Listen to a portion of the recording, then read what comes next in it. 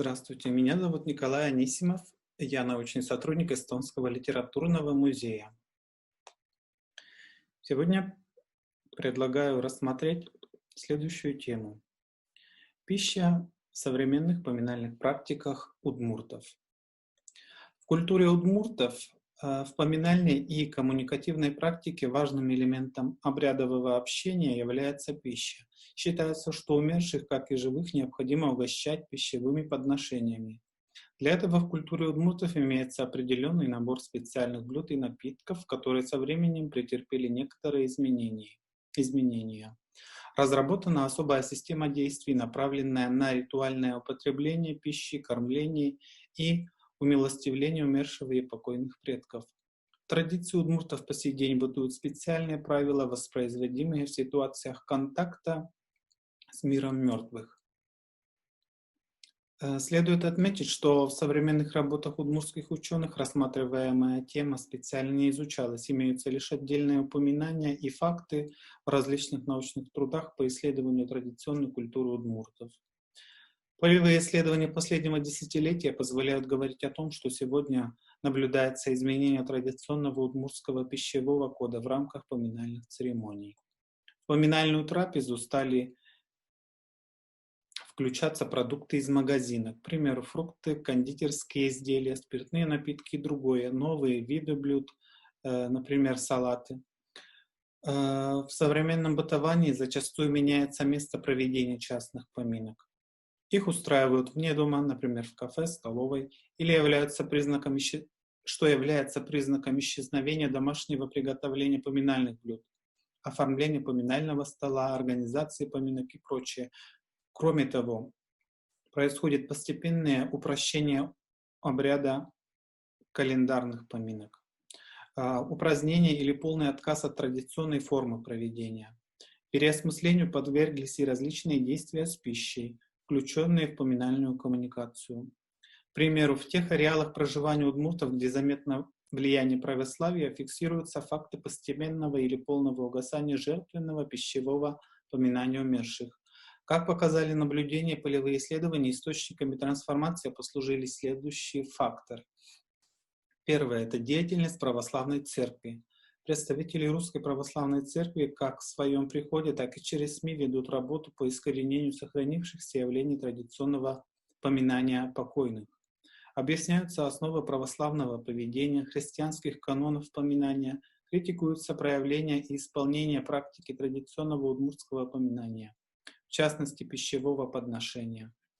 В некоторых ситуациях запрещается проводить обычаи и обряды из традиционной культуры удмуртов. Например, совершать обряд жертвоприношения покойному родителю, исполнять песни на похоронах и поминках. Второе – это естественное угасание традиции. Под влиянием реалий современного мира традиционные устои подвергаются постепенному переосмыслению. Теряется ритуальная преемственность, возникают и внедряются новые каноны вместо старых правил. В итоге основательно меняется традиционное представление о поминальном общении с умершими.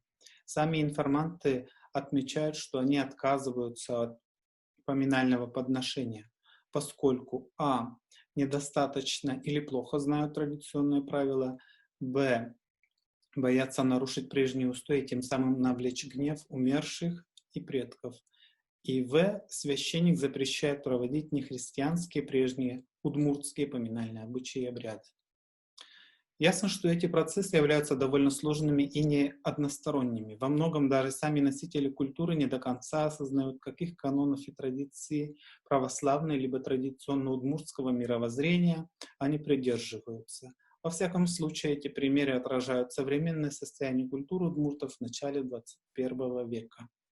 В настоящее время существуют отдельные деревни и ареалы, где до сих пор бытуют традиционные удмуртские поминальные практики, где пищевой код проявляется довольно отчетливо. Однако нужно иметь в виду, что встречаются также локальные, внутрилокальные особенности, которые не всегда могут быть общими и универсальными. В рамках своего выступления я предлагаю рассмотреть 3 аспекта пищевого кода поминальных церемоний удмуртов. Первое – это виды и способы приготовления блюд. Второе – способы ритуального подношения и употребления. И третье — локусы отправления пищевых подношений и сакральные посредники. Основными источниками исследований послужили полевые материалы, собранные в последние десятилетия преимущественно у южных и закамских удмуртов. Дополнительными источниками явились сведения, опубликованные на рубеже 20 и 21 веков в научной литературе. Итак, виды и способы приготовления блюд. Обязательными блюдами на традиционном удмуртском поминальном столе являются куриное яйцо, куриный суп, каша, перепечи, табани, кокроки, блины с ячневой кашей на гусином бульоне, домашний квас, пиво, кумышка. Для приготовления горячего блюда особым образом режут курицу или петуха. Птицу кладут головой в направлении северо-запада низовья местной реки или кладбища и словесно обращаются в адрес умершего либо предков. Считается, что во время поминок в обязательном порядке нужно совершить жертвоприношение с кровью. Удмурты считают, что душа животного находится в его крови, поэтому и посвящают кровь. Духу умершего отдается душа жертвы. Кровь жертвы льют на землю. В некоторых традициях небольшое количество льют в огонь. Удмурты Шарканского района Удмуртии считают, что кровь поминальной жертвы должна пролиться в землю. У южных удмуртов кровь гусей, уток, как правило, собирают в одну емкость, которую впоследствии используют для приготовления кровяной каши и совершения обряда куящкон, поминального угощения умерших. Однако в некоторых ареалах кашу на поминки готовить не принято, поскольку она считается блюдом, связанным с молениями, посвященными верхним богам. В последнее время на юге Удмуртии зафиксированы сведения о том, что вместо курицы петуха в качестве жертвы могут использовать сырое куриное яйцо. Для этого имитируют жертвоприношение. Яйцо режут ножом до тех пор, пока скорлупа не треснет, или просто раскалывают с помощью ножа. По словам информантов, сырое куриное яйцо равноценно жертвоприношению животного либо птицы с кровью. Тем самым обычай обязательного принесения крови на поминки считается выполненным. Во время проведения сарачин, нильдонуй, агадин аруй и обряда жертвоприношения покойному родителю Ирпутчотон учитывается гендерный аспект. Для умершей женщины приносят жертву овцу, телку, корову, лошадь, для покойного мужчины барана, быка, коня. По словам информантов из Башкортостана, при закалывании жертвенного животного небольшое количество крови принято также лить в огонь, как в случае жертвоприношения домашней птицы. После того, как сварилось мясо, его отделяют от костей и подают на стол. Череп и ноги животного оставляют для ритуального подношения. На мясном бульоне жертвенного животного готовятся поминальные блюда, суп и каша. Непременным блюдом поминального стола является горячий мясной суп с домашней лапшой и крупой, о чем свидетельствует также иное название следующего дня поминок, бытующее у северных и закамских удмуртов.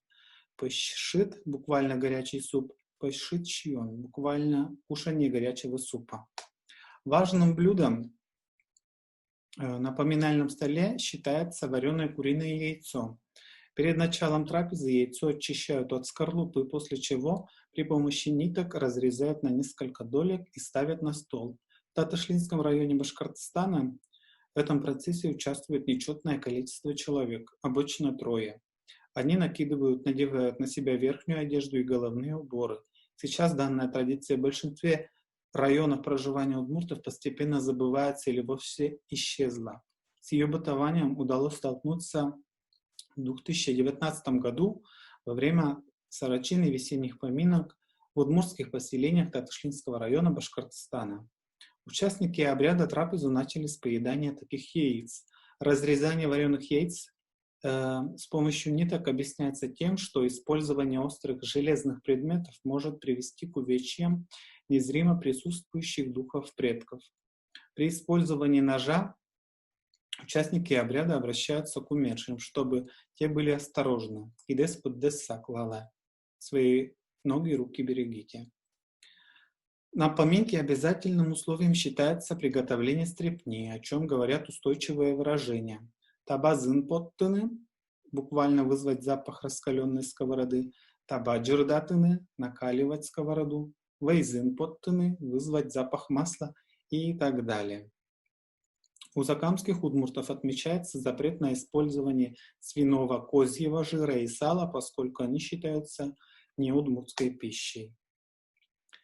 Из числа традиционных мучных блюд поминального стола можно отметить кокроки, перепечи, шанги, табани, пироги с рыбой, хлеб и так далее.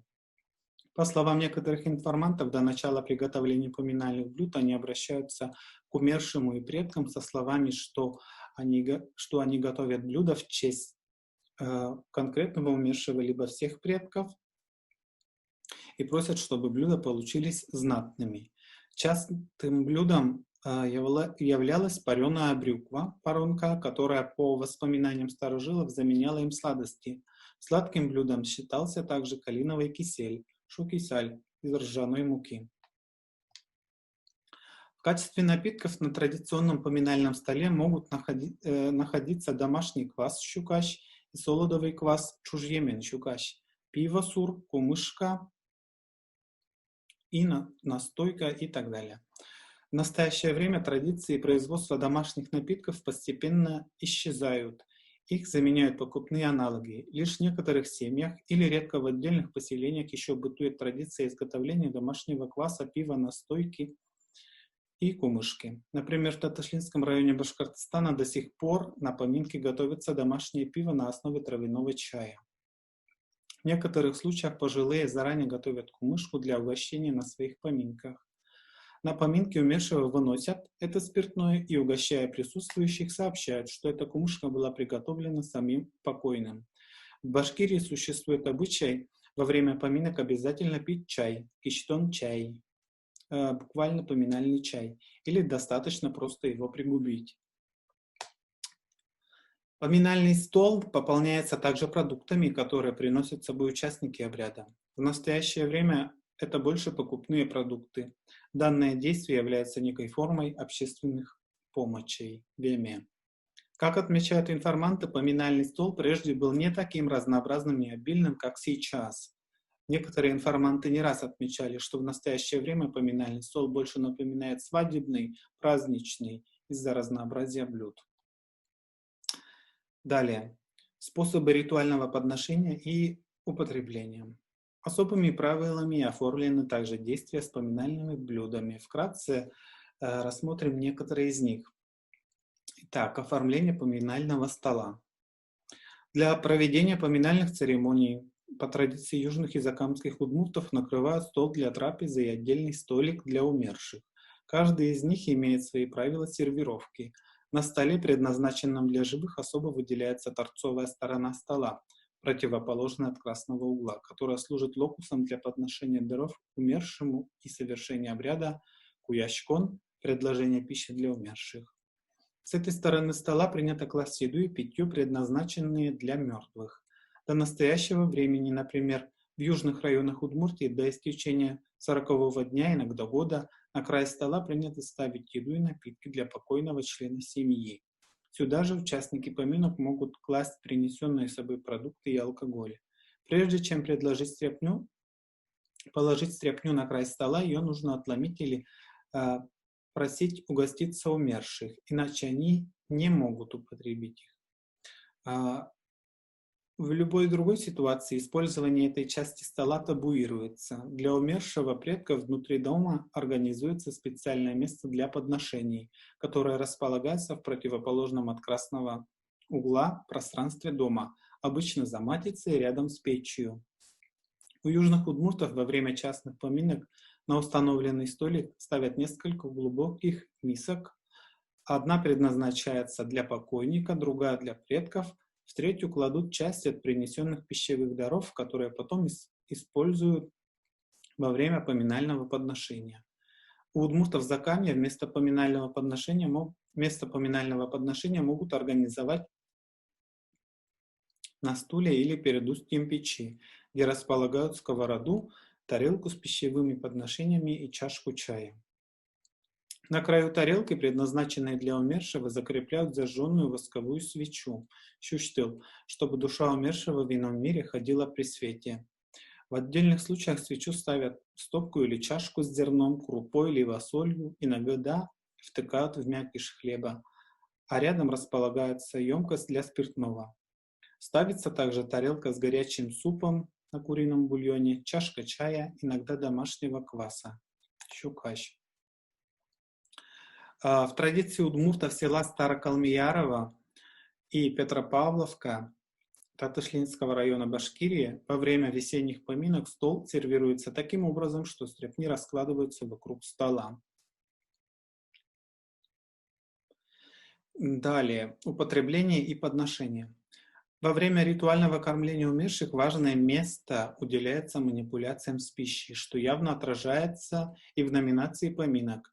Киштон, от глагола киштыны. Первое значение – это лить, проливать, вылить, выплеснуть. Второе – сыпать, просыпать, высыпать. И основного поминального действия – куяшкон, от глагола куяшкины – бросать, бросаться, разбрасывать, разбрасываться. Пуктышкон, от глагола пуктышкины – подносить, преподносить, раскладывать.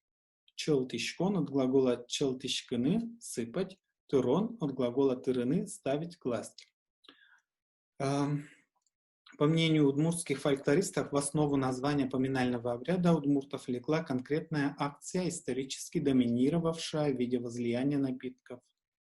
Основные действия, связанные с миром мертвых, всегда имеют противоположную направленность. В связи с этим, поминая предков, жертвой пищу крошат и бросают движением на опак, от себя. Аналогичным образом высыпают, опрокидывают емкости с пищевыми дарами и льют напитки, кишерлань. Однако у южных удмуртов для недавно умершего человека до истечения годовых поминок эти действия выполняют наоборот. Руку поворачивают в свою сторону. Связано это с представлением о том, что до годин душа покойного незримо обитает в этом мире и только после переходит в мир мертвых.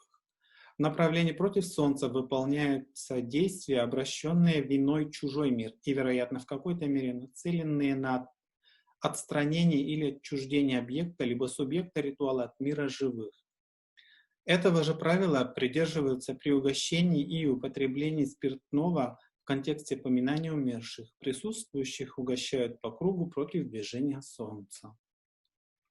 Немаловажную роль уделяют словесным формулам, адресованным умершему и предкам, которые в единстве с выполняемой акцией должны транспортировать дары живых из этого мира в потусторонний. По мнению некоторых информантов, при произнесении словесного текста нужно быть предельно внимательным, чтобы не упустить важные элементы структуры вербальной формулы, в числе которых чеке-перещёс, буквально «жертвую старики», «примите старики», «ажадемедущёс», буквально «перед тобой», «перед вами пусть упадет», в значении «предстанет в мире мертвых», и «нязмедмонос», «в пользу пусть пойдет», «яды», «пыдады кутеле баштеле», «свои руки, ноги примите».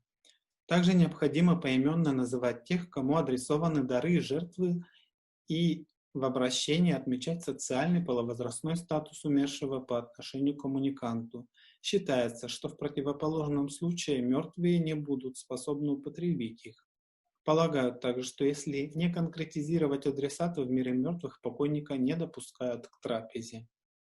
По словам информантов, при обращении к умершим они стараются называть все категории умерших, например, давно умершие, недавно умершие, покончившие жизнь суицидом, убиенные, безродные, безымянные дети, непохороненные на деревенском кладбище и так далее. Или просят объединиться всех предков и принять к своей трапезе тех умерших, которых они не смогли либо забыли назвать.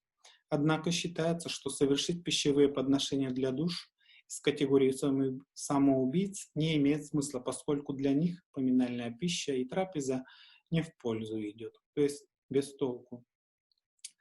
Совершая поминальное подношение, сами акторы должны пробовать пищу и питье, предназначенные умершим. Такое действие символизирует совместную трапезу с умершими предками. Считается, что пища мертвых обладает оздоровительными свойствами.